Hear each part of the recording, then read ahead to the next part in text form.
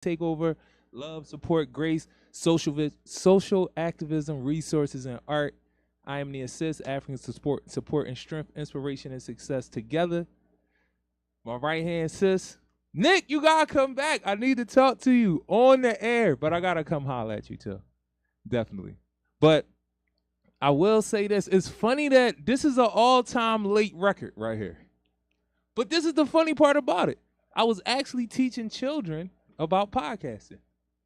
You know what I'm saying? And that was so dope to me because it's like, all right, I'm doing a lot of stuff just off the experience. Just information I gained from willingly wanting to read, willingly wanting to learn in any space that I'm in. And it's so crazy that I pick up on things pretty quickly. I need to write down stuff a little bit more, but I'm more of a person that this stuff is in my head and I'm trying to get it all out. And then more stuff keep going in. But shout out to Toot, because I know he's ready to ride out. So I appreciate you, brother. Definitely appreciate you. But it's a really dope experience for me to, and shout out to Adrian. And it's crazy because Miss Teller is a credible messenger. She also worked for iDate for many years, case manager for Don't Fall Down in the Hood. She got her own center now, working through iDate, doing kind of like a Don't Fall Down in the Hood, and up in West Oglala, 6101 Lincoln Pike. She has a dope content camp going on. I don't want to get everybody's names mixed up, but I'm going to get everybody's names so I can let all the people know, the people who are helping do this, bring this content camp. What we doing merchandise, we doing videography, we doing art, we doing podcasting. So, they brought me in as the person who's doing a podcast, and it's crazy for me to walk into spaces and be like, yo, I've been doing this for 2 years. You know what I mean? And a lot of people ask me like, especially young folks, they be asking me like, where's your likes? Where's your followers? And I allow them to know, like, the way that I get paid for doing this show, and I tell people this all the time, is human capital. It's not really a dollars and cents exchange with me. It's that networking capability, that networking possibility. Me and people being able to collaborate. Me having people on here to show me how to do my credit, and it worked. You know what I'm saying? Like, it's really a crazy thing to have so many different types of people. And looking over the 2 years, I've had a lot of influential black folk in particular in and around Philadelphia who do amazing things that people know and don't know. I have doctors, I had lawyers on here, I've had politicians, judges, you know what I mean? Like, I have business owners, because I like to make sure that people understand that black-owned businesses are a resource. They're just as important in our neighborhood and for our people as the nonprofit sector with the services that we provide. One of my things about being in the nonprofit sector is I never want to create this space where I'm just enabling people to feel like they're entitled to help, because all of us deserve help as a human right. We supposed to assist each other. And we do have systems and institutions that are in play, racist systems and institutions that are in play that work to create a lot of the issues that we have. And one of the issues from going to my brother's class, shout out to my brother James Wright, he teaches a class at Temple called Guerrilla Altruism. And one of the things, I think I went and spoke to 2 of his classes, maybe 3. And one of the things, I teach too. I get my lecture on. You know what I'm saying? It's some footage out there of me teaching some kids at Temple, which is fucking crazy to me. But, I appreciate all the blessings, and I really do work at the things that I do. You know what I'm saying? All day, every day. I live this. I had a conversation with somebody that I love, and they asked me, it's like, yo, you gotta separate, your work life from your home life. And to be honest, it's no difference for me. And I'm not going to burn out, because this is something I love doing. I really love helping people, and in particular, black people. That's going to come first all the time. I'm going to make sure my people are first. And one of the reasons why, and I'm going to get back to what I was talking about, but one of the reasons why I do that, and I feel, and it's so important, and I tell this story to so many people, I got a real close brother, James Wright, Christian Wright, my sis, Kathy Wright. I used to be at their house all the time. They live across the street from me. You know what I'm saying? My mom is real big on cleaning. Like, One of the reasons why my friends didn't hang out in my house, one, they just say they thought my mom was mean, which she's not. My mom is a sweetheart. She can be mean though, but my mom is a sweetheart. But that's something about, I think my mom is what's September 1st? I know a few women that birthdays are like beginning of September. My sister Tanya, my sister Alicia, shout out to Rita, shout out to my niece, Nay. But it's something about, I don't remember what the sign is. It'll come to me, but I always say that like they mean crybabies, but they take good ass care of you. They crybabies, but they take really, really amazing care of people. You know, and it's crazy because they're mean. And one of my cousins, Jamal, shout out to my cousin Maul. I know Maul looking at me like, you nut ass nigga, get out of here. You ain't talked to me in like 2 years. And my daughter 3 now, so I'm starting to feel like it is moving up on 2. I gotta go see my cousin, you know what I'm saying? And you know, I could totally understand if he looking at me like, bro, you a fucking nut. Get out of here. Because me and my cousin just kind of stopped talking for no reason. Like, I just started doing a whole bunch of stuff, and we were supposed to be doing some stuff together at first, and then I just started running around doing everything I was doing, and I was missing calls, and I was saying I was going to call back, and I never got opportunity to call back. And then my cousin just got burnt out, like, nah, nigga, I ain't calling you no more. And now when I call him, I don't even know if I got his right number, but I know where he live. I'm going to go to his crib. Shout out to my cousin Jamal, Marley Manson, you know what I'm saying? But he probably not going to answer the door, and I'm all right with that. Because however he wants to move with me not communicating with him, I'll have to take that and I'll accept that. Because it wasn't nothing going on. Like, I didn't do nothing to him. He didn't do nothing to me. I just start running and gunning in a different direction. And I didn't get proper communication to where like what the situation was, like what I was doing. And nothing. I just got into what I was doing, which is Eddie's house, which is doing this show, you know, which is, you know, still giving out food in the community, doing PAR, participatory action research. I was supposed to have 2 of my PAR teammates, the principals, on the research with Dr. Yasser Arafat Payne and Dr. Brooklyn Hitchens. Hopefully, because we had a miscommunication with the number, I had like 3 numbers, which is very unprofessional. That's not professional. I had 3 numbers in about a month and a half. I got to get my one number back, that 267-622-1861. It's a lot of everything attached to that number. So I got to get the phone fixed because that's what's really going on, and then get the phone back on, you know what I mean? But I got a business phone. And that's one of the things, like, I feel like I'll be having all these issues with phones because you know how they say, like, not how they say, but you can really truly speak things into existence. Words have real vibration. They have energy. They do mean something, you know? So I'm always talking about how much I hate the phone, how much I just wish we could go back to landlines.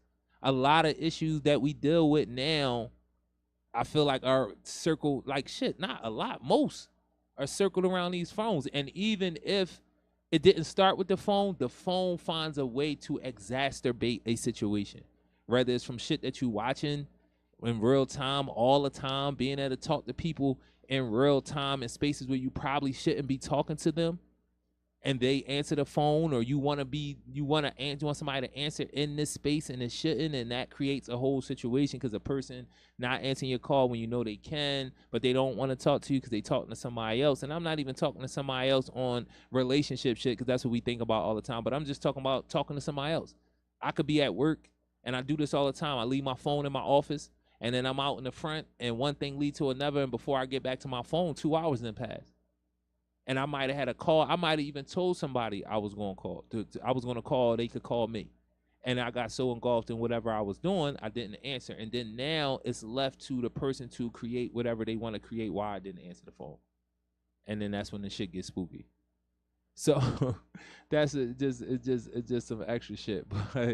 But PAR, participatory action research, I was supposed to have both of them on here today. I'm going to reach out to my brother and sister because they don't have my new number, and they probably was like, well, what's going on with this boy? So it was so crazy because once I got the new number, I'm still just like running and gunning. I'm just moving around, so I ain't even get people the numbers. I don't have their numbers to call them, so now I gotta find people who might have their number and can reach out to them and let them know. And then it's always like one person that I can reach out to that's attached to like 3 people who need my number too. So if I don't get with that one person who might got the number that I can get with to tell the rest of the people get the number, then, you know, now it's look like I'm not answering calls, like I'm ghosting people. I'm not one of those folks. I'm definitely a fade the black type dude on a relationship or whatever. You know, I'm definitely one of them dudes. Like, if it's a rap, it's a rap. And I respect that it's a rap.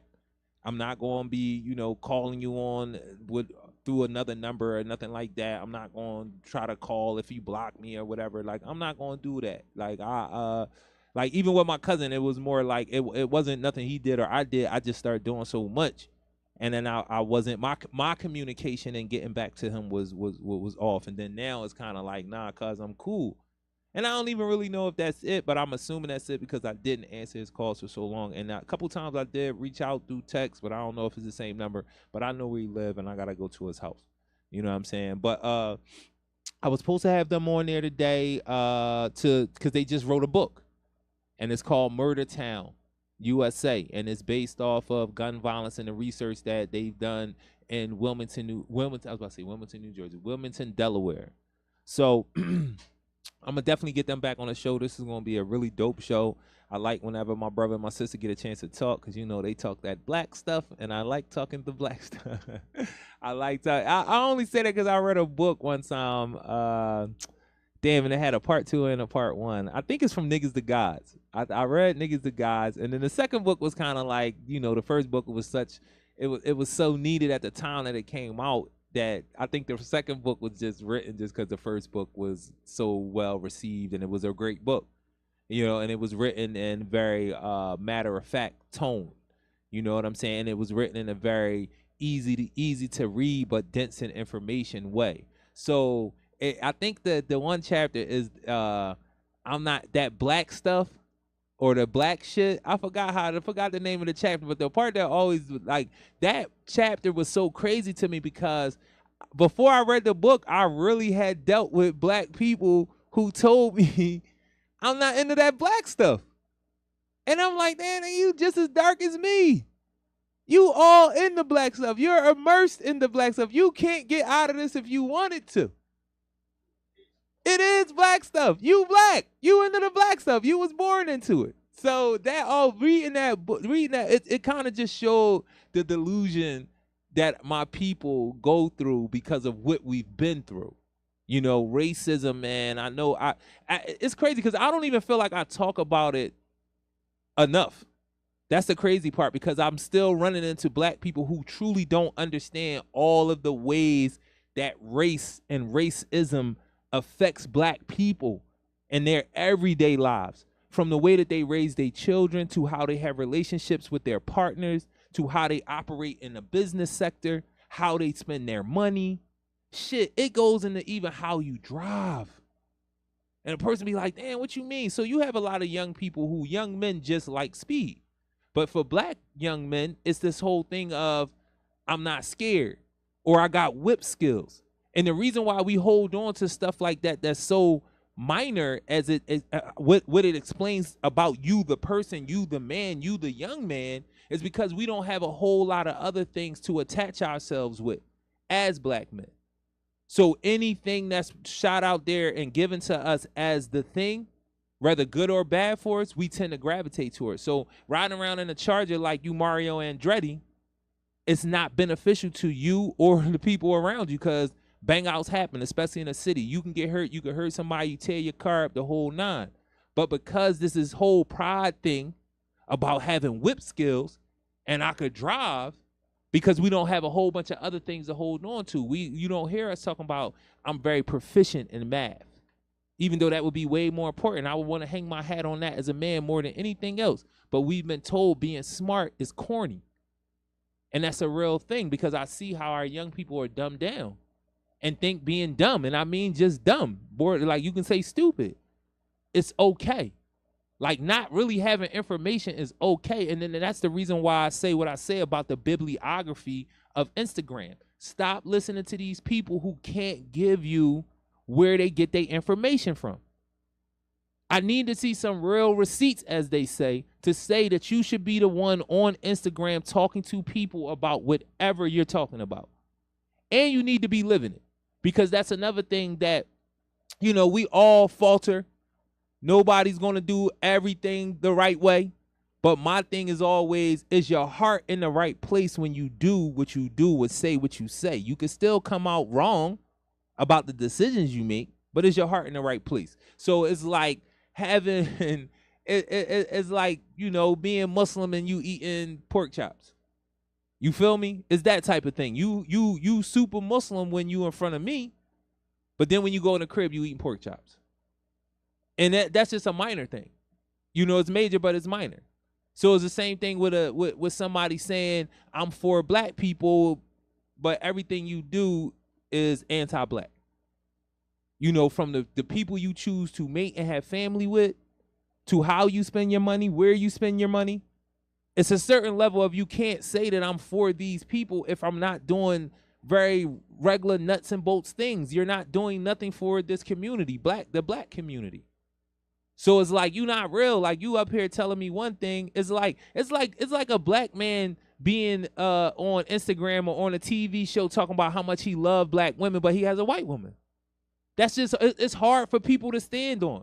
To be like, oh, is this real? How's this real? You choose not to make family with black women. That's something you would have to explain. Because if you love black women so much, how did you make a choice to be with another woman? When you see what it is for our sisters, for us, but you see what it is for our sisters, especially without us. A lot of the issues that we deal with black women, it's because black women had to go without black men for so long. And then the black men that they do have are not, you know, they don't feel the need to measure up, because it ain't a whole bunch of dudes out here. Who you gonna get? So then we looking at them like, well, y'all choosing bums, because the dudes who got a certain level of position, if you want to call it that, they choose not to deal with black women. And if they do, they deal with them a certain way, because they know that is a disparity out here. And then you have black women who don't want to be honest about that. They don't want to be honest about how we really have to have relations. And then, you know, to go even further, we need to get back to our way. And the person would say, well, what is our way? Well, if you know how black folk moved, African folk moved before we came on these shores, one of them was, we take what we need and we leave the rest.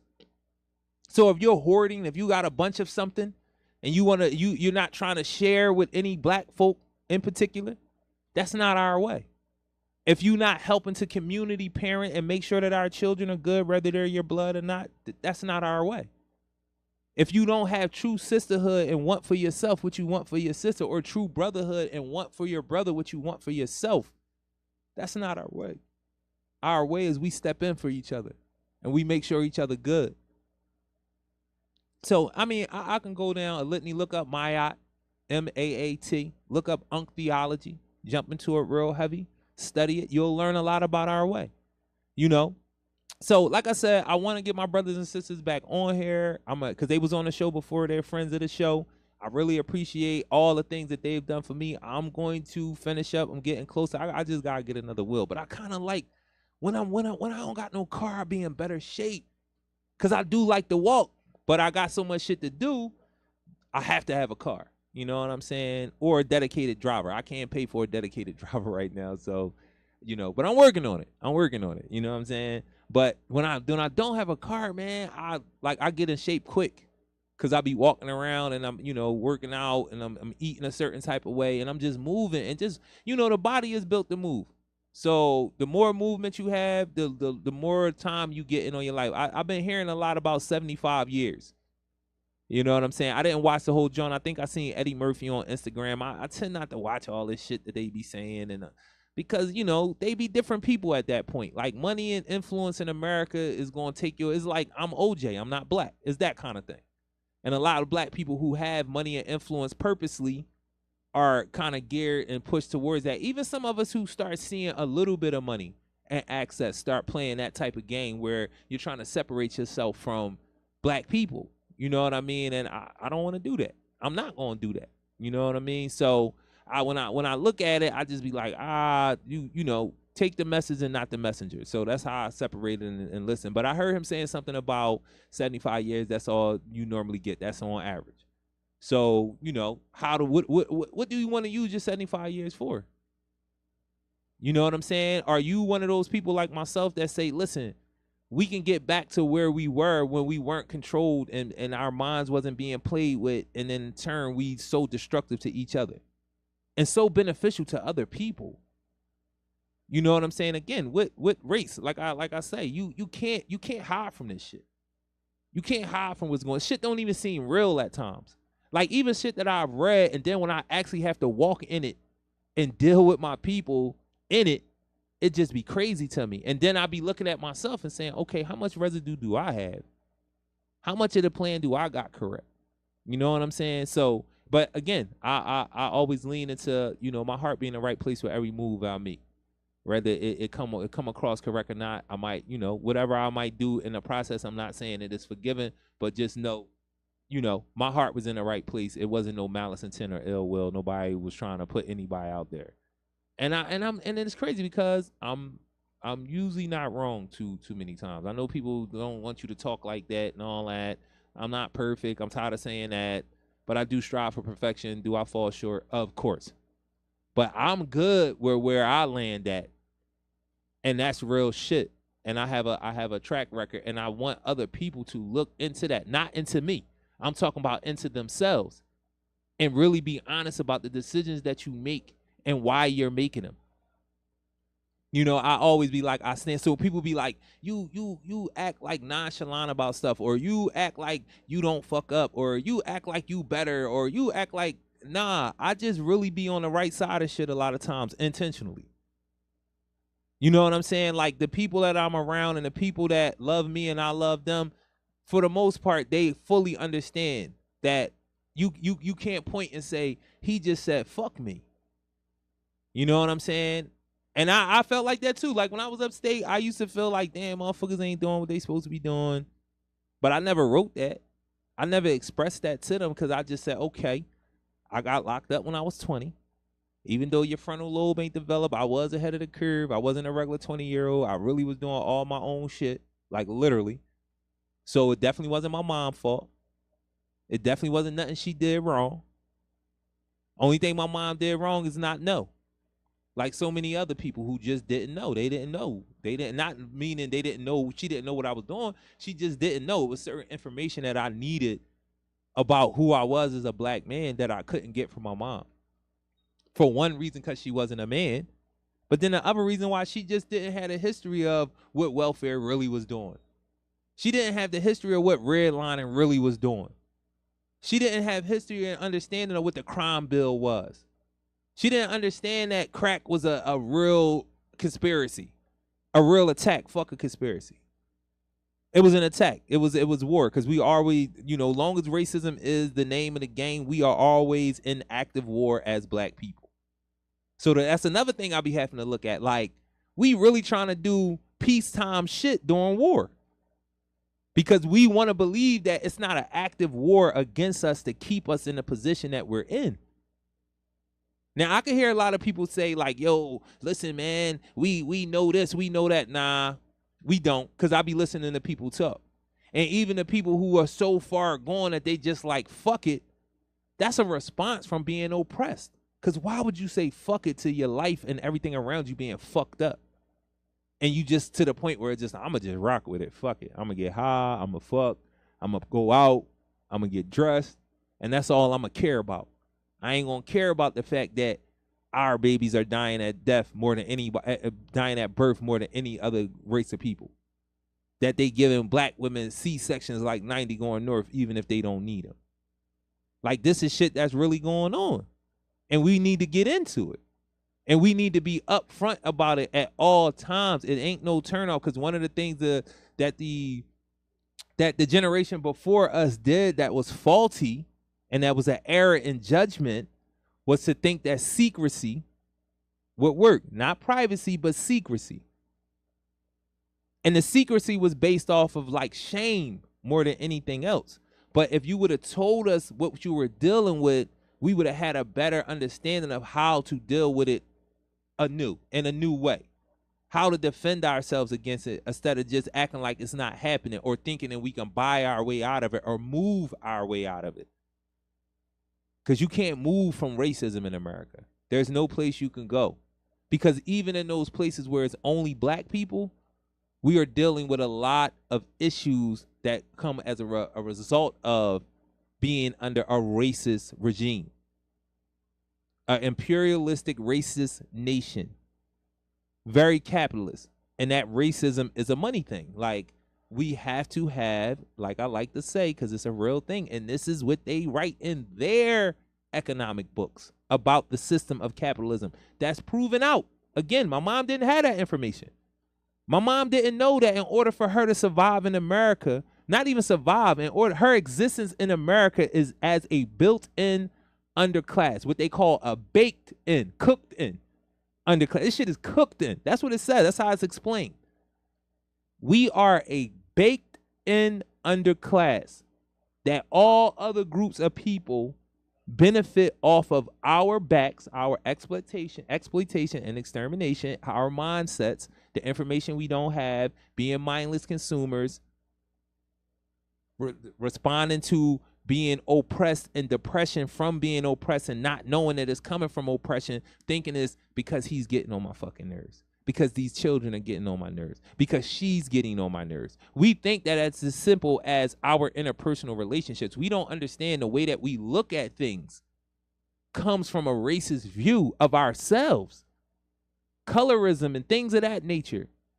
That comes from somebody teaching us that there is a difference between light-skinned folks and dark-skinned folks. There's a difference between our men and our women. You know, you got racist thought processes that say black people take more pain. Black women are stronger. All of this nonsense that we act out with each other because we're closer to who? Each other. We're all in the same hoods, all in the same ghettos. Damn, do they still say ghettos? They still say ghetto. But a lot of how we deal with each other in the day-to-day, being so close to each other as black people, is a result of our oppression. So a lot of these relationships are tainted from the rip because the people coming in are tainted. And that's the reason why I say tainted from racism and what you think of yourself and what you think of other people. And even when you get information, it's so hard to fight against other people who are not informed, because there's so many, and then you got so many different ways where people, sometimes they get information and use it because they like, for whatever reason, I can't even go into it, but I know some people be like, this shit ain't gonna change, or it ain't gonna change in my lifetime, so I'm gonna just live my life. I just understand what's going on and I maneuver through it. But me, I feel like my 75 years should be used to push the next 75 years of some other Africans, to build some building blocks. It's like our oppressors, the dominant culture, they do things in like 30-year planning. They plan for 30 years and shit. The way you see these neighborhoods, motherfuckers literally was writing policies and having think tanks and conferences around what North Philly gonna look like in 30 years. Where the money at? The investment potential for their children. These investment groups who knew. And then this the other part of the game that we don't get into. And I learned this from watching sports for real. Like, I remember when Charles Barkley, when a lot of the NBA players was being found out to be Republicans. And it was this thing that they hid because it wasn't good for your brand to be Republicans, because Republicans, for all intents and purposes, is racist white folks. Even though it's racist white folks and Republicans and Democrats, the same thing. Stop getting fucked up with this shit. Like, really start grooming and creating your own politicians and really start studying these cats. Because that's another thing. These politicians don't just pop up. They people that have been groomed. Obama was groomed. He was chosen. Like almost every other politician, they're groomed, they're chosen. They go through the ranks. They go to certain schools. They be in certain organizations. There's a certain pattern. They want to get married. They want to, depending on what side you're running on, I'm Christian and I'm married and I come from Omaha, and it's this whole story about pulling yourself up out of bootstraps as a white person and, getting a country bag and all this type of shit. They're groomed. So we need to start grooming our own and supporting them and holding them the fuck accountable in a very real way. Stop letting people play this professional game with you. When it comes to accountability, like, stop letting people play with that game like this is the game. No, you have real power. Seriously. You have real power if you want it. So this could be a job or this could be real power for your people. Which one is it? And I'm not against you getting money for taking care of your people. Because you getting money for swindling them when you could get money for taking care of, and they would take care of you in return. So these are like my 75 years. I want my 75 years to be meaningful in that way, that I can be considered one of those people, one of those black people, one of those African people, one of those folks a descendant of the slave South from West Africa, in particular Senegal, that pushed black people forward in my way, however I was doing it, whoever I was doing it with. That's always my mindset. And pushing black people forward is pushing this black person forward too. So I have to take care of myself. And I have to take care of my daughter. And I have to take care of my family in ways that they're going to allow me, because I'm not going to let them kill me neither. I got to do this at my pace. And if you want to come on and help, come on and help. If you want to step in with me, step in with me. I'm always looking for collaborators. I don't like doing nothing by myself, because I don't like that thought process that we can't do things with our people, or we have to do everything by ourselves because our people just don't understand. And what I found that not to be true. Is it going to be difficult? Yes. Because they done did some fucked up shit. We fucked up. But it can work. And it does work. And we gotta be prepared for that war. Because that's what's really going on. It's a war going on in your food. Is it real? What is on it? What is it causing? Is it causing cancer? Is it making everybody sick and out of shape? That's a war going on, because the people who are being hurt the most are the built-in underclass. That's a war. That's an attack. Are they playing with your mind, with your psyche, with the movies, with the imageries, Instagram, giving you a caricature to follow, whether it is a rapper who chants death all day is what makes you a man, or a woman on reality TV swinging her hair and talking about all these labels have no substance whatsoever? That's what it is. And being drama-filled and arguing and being smart and mean to people is a real thing. Like, this is how they playing with those images. That's a war. They playing with your head. They have people really wanting to be on Mean Girls Club. Like black women who really wanted to do that. But they not by themselves. It's just like these young boys out here that want to be this dude that's about to get killed because he's chanting death all day. He's swinging guns. He's speaking this shit into existence. And then he got you speaking it into existence about these imaginary ops that you're going to create. How dangerous it is. How scary this shit is. How you got to move with your gun. How you can't trust nobody. Everybody a snake. That shit that they implanting into you so you can't be unified with your people. That's warfare. That's propaganda. They using you. See, the funny thing is what happened to black folk is we were turned into the perfect weapon. The perfect weapon. You have an opponent or an enemy who you have convinced to destroy himself, to exploit himself for other people. Like, that's what's happening with black folk, because we always find a reason why we can't do it, and we doing it all the time. But we'll tell each other, nah, we ain't doing it. I don't trust black people. I got to do this by myself. That's war. That's propaganda that got your brain twisted up so you can't build with your people. It really is violence in the streets because motherfuckers are starving from poverty, nowhere to live. That's war. That's a war. It's an attack on you to disinvest in your community. Why would you do that to a people? It gotta be your op. When I know what disinvestment will do to a community, with babies included, you giving little boys Similac with all that soy in it. Any men's health book you can read to tell you men ain't supposed to be taking this Similac in, and not Similac taking the soy in. Why? Because it produces too much estrogen. So why the fuck we giving it to our newborn boys with all that soy in it? When this little baby just getting into his development. But you convincing these young women who don't know no better, because it ain't like it's their fault. You're convincing them that, nah, this is okay. Read about it. If grown men shouldn't be using soy products because of the estrogen it produces, why do you think a little boy, a baby, an infant who's in the beginning of his development should be taking any soy products? But look up Similac. and see what it's based in, because motherfuckers trying to get money. Soy costs money. Soybeans are patented. People have patents on soybeans. So now that I got a patent on soybeans, what do? I create a propaganda to tell you that soy is needed for everything. This is shit we got to pay attention to. You know, it's like, again, like I was saying about the black ball players, and what I learned about, you get into the game and then you support shit that supports what you're into. So if Republicans are saying that they want less taxes for a ball player who making the amount of money that he making, that makes more sense to be a Republican. But as your brand, you can't tell your people that you're a Republican. So you're willing to not let them know about the money aspect of it and why you are doing this, because you don't want the backlash from your people. When all you really got to do is go in and explain it. But I'm not explaining this because y'all don't need to know this anyway. And all I want to do is sell shit to you anyway.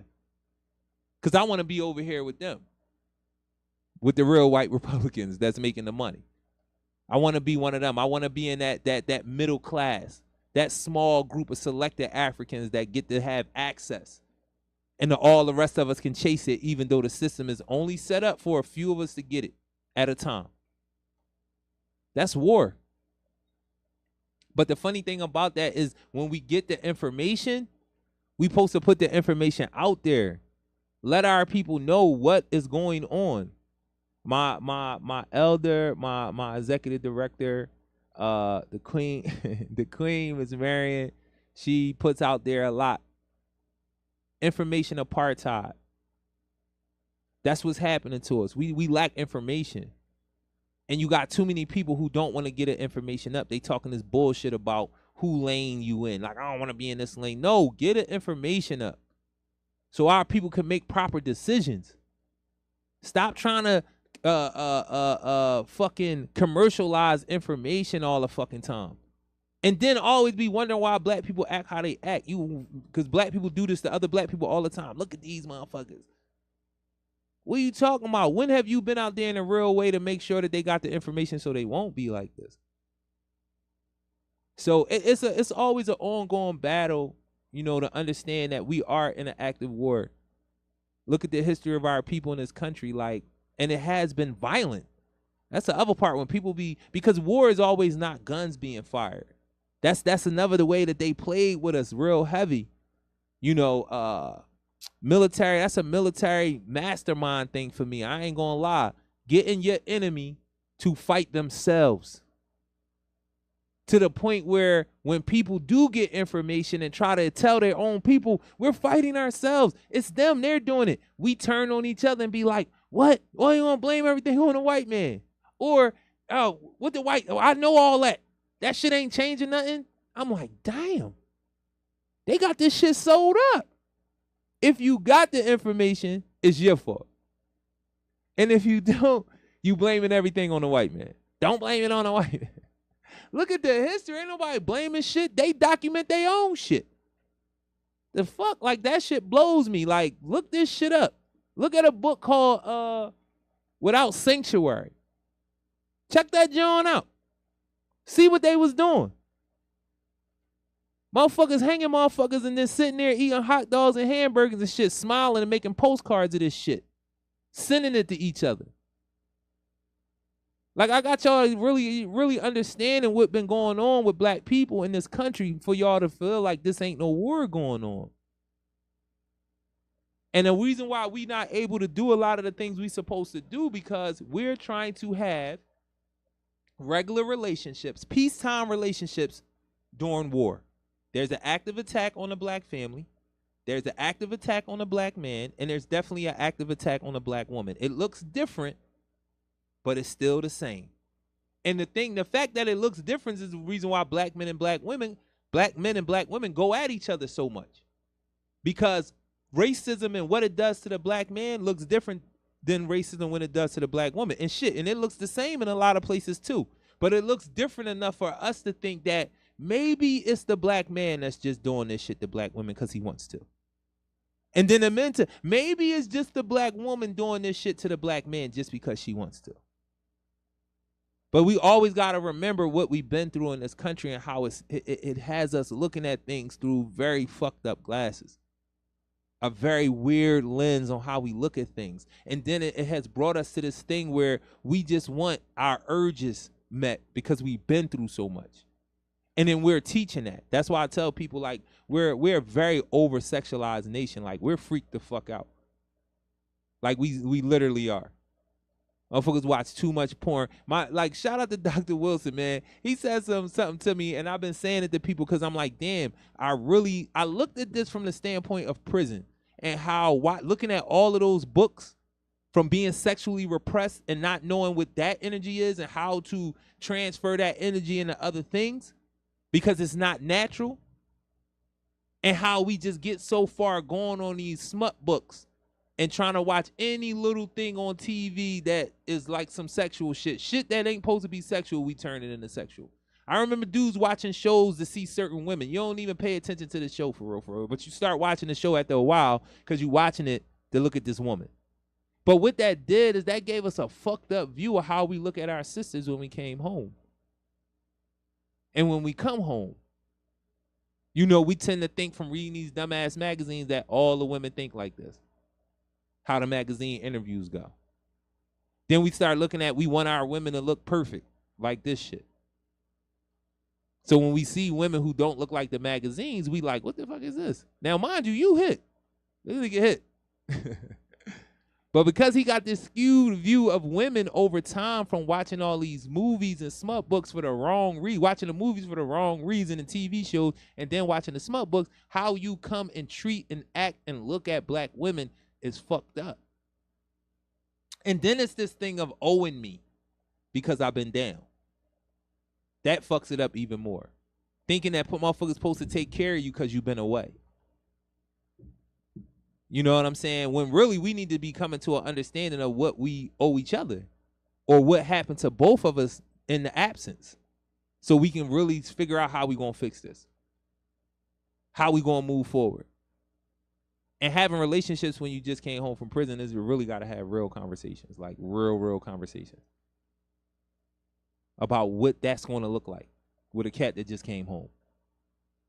Because he might have some tricked up shit in his head, good and bad. You might believe some things that ain't real. And but we got to be honest about that shit, though. Like, really, like honest, and deal with whatever it is that's going to come out of it. And then figure out what's next.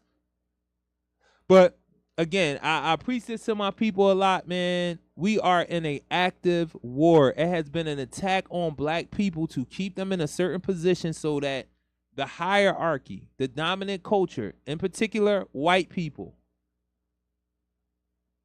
even though white people in and of itself is a creation by white people as a strategy to stay ahead. That's what that is, nuts and bolts of the shit. So with that being said, we again are trying to have relationships in wartime. And another thing that I point to with that is that we don't know how to have relationships because, again, that dominant culture, that oppressor has always been in our relationships. Whether we follow their religious doctrine, whether we follow their capitalistic doctrine, their political doctrine, or listen to their stupid shows, their dumbass music that they put out that we follow behind, and they create what we're saying, and we think it's us. These shows that you watched about relationships that have nothing to do with you and don't take into consideration what black people have honestly went through in America. So that black person or people you see on the show, those ain't real relationships, and that's people telling you how to have relationships. Again, the people who control TV. It ain't black people. So you got these religious doctrines that come from white folks. We got these imageries from entertainment and music that come from white folks. We got political shit telling you this is what a nuclear family is supposed to look like. And these images, these religious doctrines, these politics, and the capital, the law of money in America, and what you can do with money and what you can't do with money. All of these things are influencing these programs, these policies. Welfare has affected our relationships and our relationships too much. Child support court, family court, and our relationships too much. The pastor, the preacher, and our relationships too much. And they all come from that background. Europeans created the foundation for what this information is disseminated, even if the person on the pulpit is a black person. But you still are following European Christianity. The person on TV, whether in the video or reality TV or the TV show, may look like you. But the person who wrote it, the person who's promoting it, the person who's financing what the message can be and should be, or will allow to be, it's going to be allowed to be, it's normally somebody that don't look like you. It's a white person who's trying to put images out there to serve them. And that's really what it is. So we've never really had relationships, rather man-to-man relationships, where we're being told that none of us can be trusted. In order for us to be friends, it has to be a certain level of sliminess that I have to accept, which I don't. In order for me and a woman to have a relationship, I have to be a liar. Will I lie? Yeah. Can I lie? Yeah, but that doesn't make me a liar. And that's not something that you have to say that all men are liars. You know what I'm saying? All women are sneaky. You feel me? Like, this is not shit that I'm rocking with. Even though it is real. And it is out there. But these blanket things are things that were created in us. That's being told to us. And that's not true. We're just promoting it and teaching it. But it's not true. Again, it goes back to it's not our way. You know what I'm saying? So, we battling. We in the middle of this shit. We battling. I'm always good for a good battle. When it comes to black people, I'm good with it. So I'm using my 75 years. And I hope I've done a pretty good, even going to prison. And with as cause, I done some fucked up shit. The reason for me going to prison, shooting another black man. I don't take no pride into that shit. You know what I'm saying? It's crazy because I remember when I first got active, I remember an older dude in my neighborhood. You know what I'm saying? I'm not gonna say his name because he a fucking rat. So an older dude in our neighborhood was like, yeah, you a made man now. Come to find out, nigga, you would have told on me. I'm glad I ain't going and you'd have left your young boy out there to dry. But he was like, you a made man. You know what I'm saying? And it didn't necessarily mean anything to me because he wasn't my old head. And I was at a time when I didn't have no old heads. He wasn't nobody to me. Just him saying it was just like, it almost for me, it was like, I ain't gonna lie. As a young boy, I was like, man, get off my dick. I'm not even from around here. I don't fuck with you. When you ain't nobody. But he felt the need to say it because he heard about it. And I never took nothing. I never moved around my neighborhood feeling like that, though. I just didn't. Because the shit didn't, it just was something I was doing as a part of being in this neighborhood, and this is how men deal with each other. It's not necessarily anything I ever felt in my heart that I really wanted to be doing. But again, not getting the proper messages to black men, young black men in particular, is what leads to that. So I take my onus, but I know if I'd have had the proper tutelage, the proper old heads around me to foster who I was as a black man, that wouldn't have never been the case for me. But I still take my ownership in that. Because we are miseducated. We are misinformed. So I'm always up for rumbling for the right shit. You know what I'm saying? A lot of the shit that I even been into was always about other people. It was always about my gang. It was always about somebody I love. You know what I'm saying? So I just want to basically let everybody know or ask everybody, since 75 years has been something that's been popping up a lot. Like, you get 75 years. It's like, I hope, I wish, I'm working at it, to have every black person around me using their 75 years or more, so that those people that get 75 years after you get a better 75 years. Those black people get a better 75 years. I'm committed to that. That's what I want to do with my 75. Am I going to party? Hell yeah. Am I gonna have my fun? Hell yeah. But the crazy part is I have fun every day because I really just like being there for people. And when I'm not and I can't be and I've fucked something up, I don't like that shit. I stand on it, I move on, but I don't like it.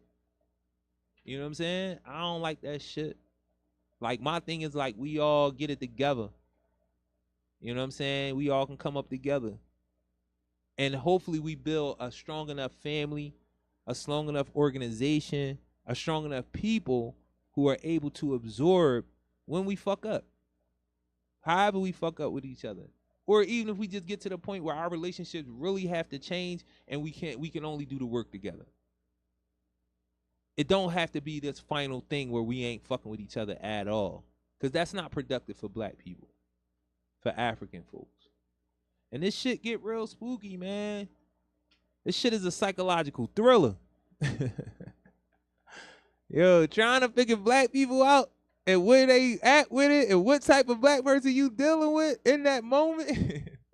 That shit could be a psychological thriller, bro. It's a wild thing, but even that is like, all right, let's make it happen because this shit was created. We were engineered a certain type of way, man.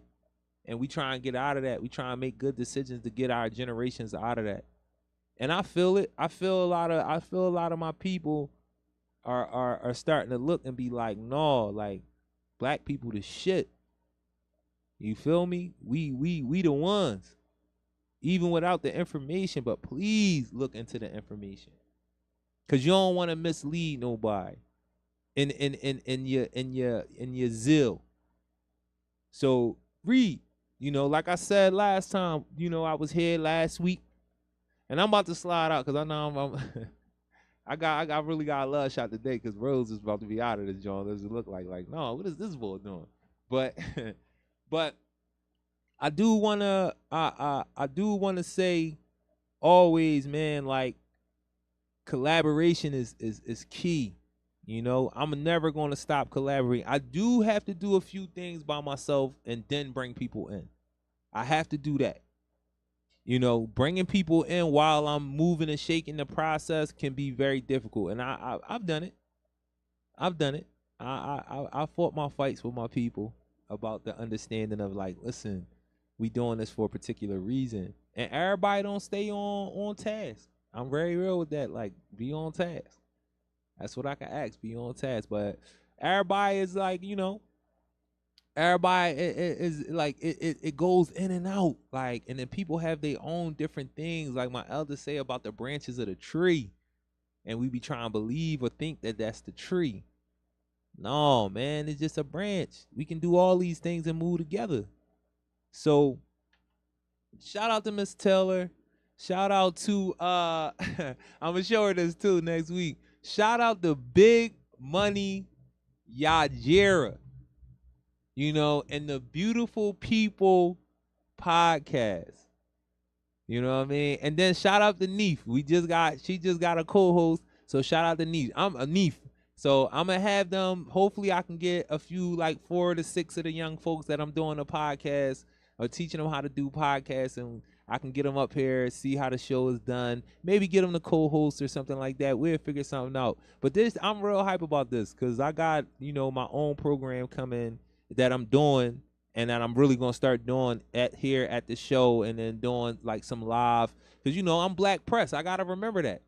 So I'm going to use that press pass with the DA's office because I reached out. And I'm going to get him on the show too. Not Kasner.